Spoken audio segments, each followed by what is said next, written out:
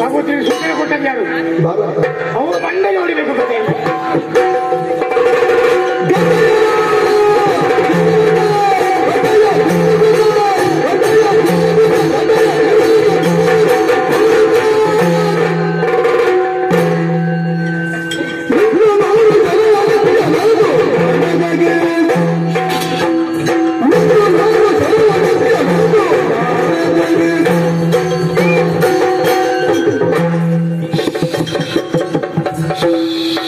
ನಿನಗೂ ಈ ವೇಷ ಅಲ್ವಾ?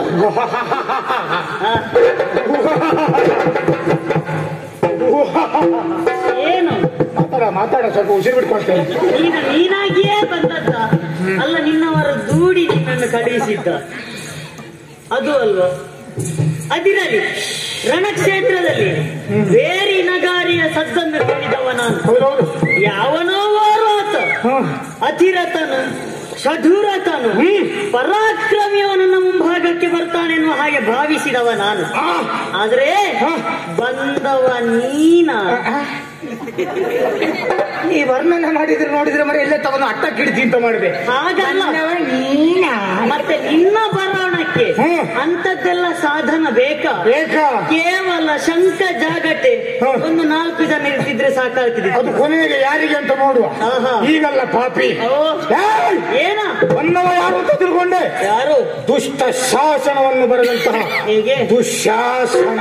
ಯಾವುದನ್ನು ಬರೆದವ? ದುಷ್ಟ ಶಾಸನಕ್ಕೆ ನಾನೇ ಪ್ರತಿರೂಪ. ನಿನ್ನಿಂದ ಅದು ಮಾತ್ರ ಸಾಧ್ಯ. ದುಶಾಸನ ಆದಿತ್ತು.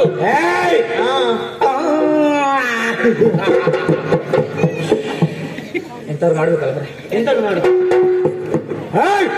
ಬಂದಂತಹ ವೇಗ ಹಾಗಿತ್ತು, ಈಗ ಉಸಿರು ಬಿಡ್ಕೊಳ್ಳಿಕ್ಕೆ ಆಗ್ತಾ ಇಲ್ಲ. ಯಾಕೆ ಅತಿಯಾದ ವೇಗದಲ್ಲಿ ಬಂದದ್ದು? ಅತಿಯಾದ ವೇಗ ನಿಮ್ಮಂತಹ ಹುಡುಗರು ಮಕ್ಕಳೆಲ್ಲ ನಮ್ಮಂತಹ ಪ್ರಾಯದವರು ಕಾಣಿಸ್ಕೊಳ್ಬೇಕಲ್ಲ ಮಗು.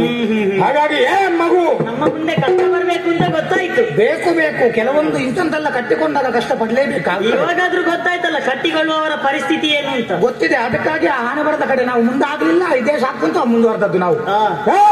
ಏನ ಇವತ್ತು ಈ ಜಟ್ಟಿ ಚಲ್ಲನವನ್ನೆಲ್ಲ ಬಿಡಿದು ಬಂದಂತ ಉದ್ದೇಶ ನಿನ್ನೊಟ್ಟಿಗೆ ಯುದ್ಧ ಮಾಡುವ ಎನ್ನುವ ಕಾರಣಕ್ಕೆ ಬಂದವ ನಾನು.